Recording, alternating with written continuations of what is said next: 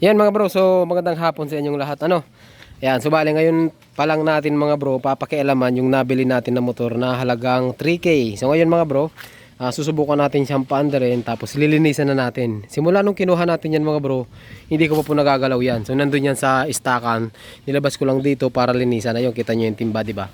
Yan, papakita ko muna sa inyo mga bro, yung mga sira. At bago natin umpisan yung ating video, syempre mga bro, yung mga bago pa lang dito sa ating channel, huwag niyo pong kalimutan mag-subscribe para po lagi kayong updated pag meron po tayong mga panibagong videos na mga i-upload. Alright!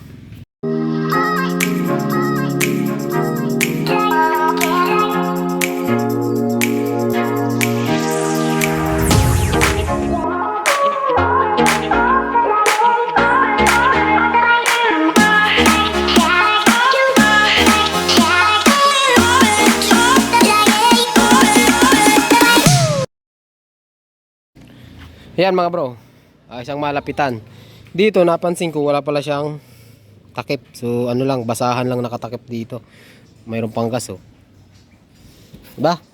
Tapos yung kable niya isandi pa. Ayan, galing sa throttle cable papunta ng karburador. Ayan, hindi siya bumabalik oh, pero ibabalik mo siya. Kusa hindi siya bumabalik, pero kailangan mo pa siyang ganunin. Yan ang mga sira dito. Side mirror wala. Yung upuan papalit tayo. Tapos yun na nga, kinuha natin siya mga bro, hindi siya umaandar.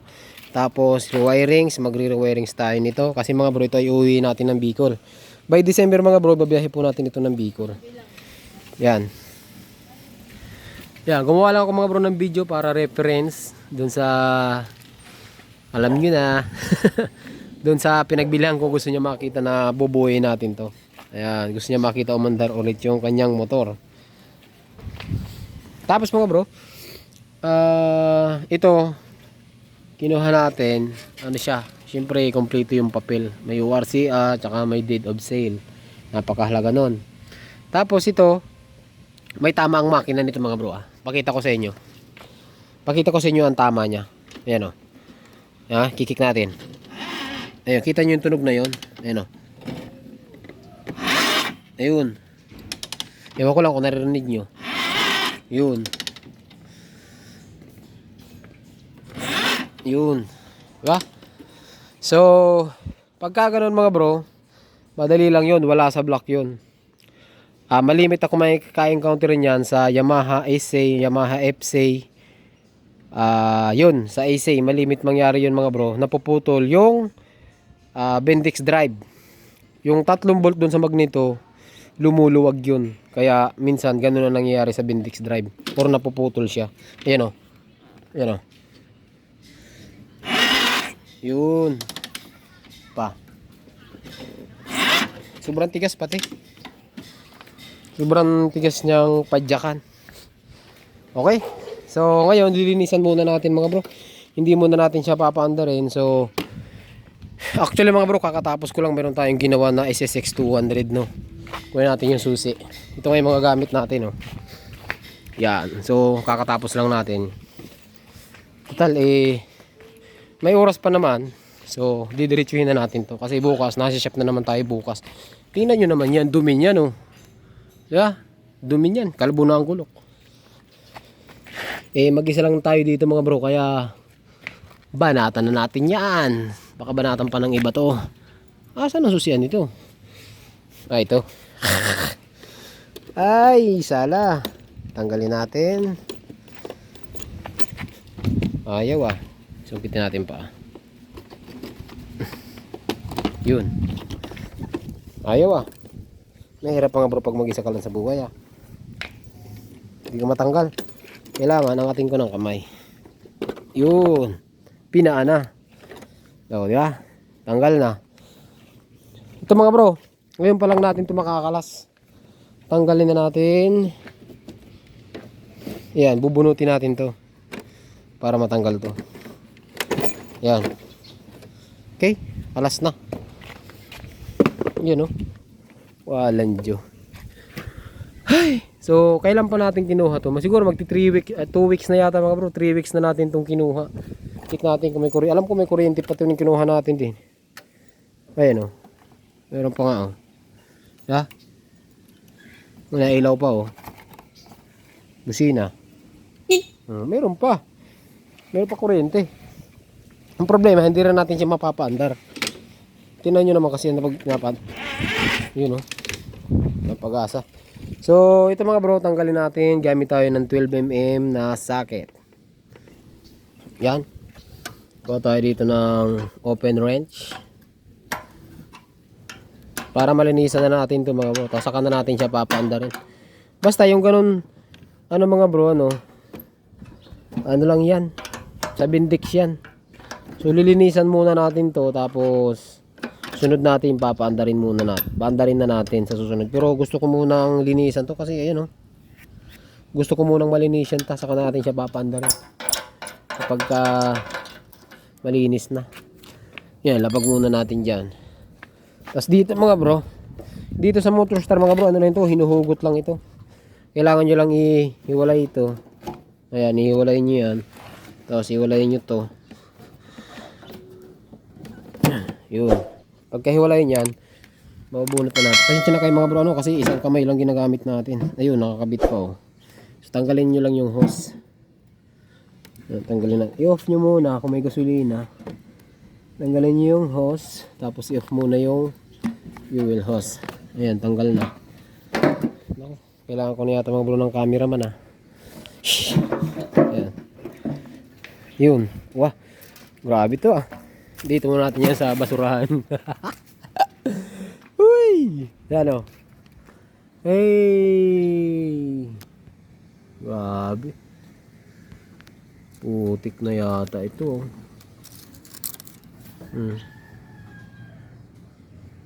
Grabe na yan. Grabe na. Grabe. Mukhang binahaya na ito ng ano ah.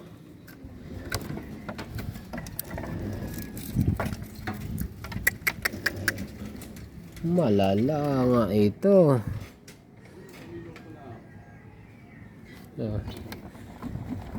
Linisan muna natin.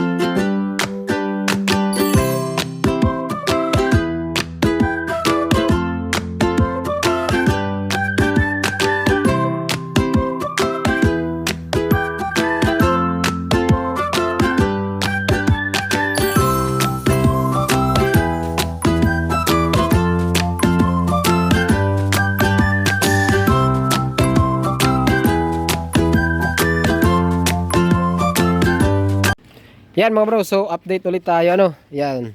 Bali kakatapos natin mga bro, hugasan. Eto na siya ngayon. So susunod natin mga bro is papaandarin natin siya. Pero hindi muna ngayon ano. Gagawa na lang muna tayo ng hiwalay na video kasi mahaba na naman yung video natin. Kakalasin natin yung carb, puputulan natin yung kable dahil wala yung kable ito mga bro. Isang dangkal, baka sumabit pa tayo sa ano. Baka sumabit ito sa salubong nyo. Patras ka ang takbo nyo niya. Ayan. Hindi pa naman siya totally mga bro malinis. Hindi pa naman 100% na linis natin. At least matanggal lang yung mga putik-putik. Shoutout pala kay Tropa dun sa nagpahiram sa ating kaya no. Pressure washer mga bro, hiniram lang natin yun. Wala kasi tayo eh. Wala tayong pambili. Ito yung sponsor natin oh. Bibili yan. Ito mga bro ah. Bibili tayo bukas. Abangan nyo na lang mga bro yung susunod natin. Papaandarin natin siya. Pero hindi ko pa rin gagalawin yan ngayon ano mga bro. Check natin yung kuryente. Lilinisan ng karburador. Tapos check natin kung makina. Try mo kasi painton. Kung bakit ganyan ang andar niya. Pero panigurado yan mga bro. Malimit akong gumawa niyan. Ang sira niyan ay Bendix drive. Kumalas na. Or lumuwag yung bolt. Di, wag mo papaandarin. Hindi naman naandar yan eh. Kahit susiyan mo eh. Oh. Oh, wag mo pirsain. Oh, di ba? Ayan mga bro, ang sira niya. Ulitin mo. Dahan-dahan lang. Kasi nga. Uy. Naiyak. Wag mo na pilitin. Baka masira. Okay mga bro, siguro hanggang dito lang yung video natin. Magandang araw sa inyong lahat. At ride safe lagi mga bro.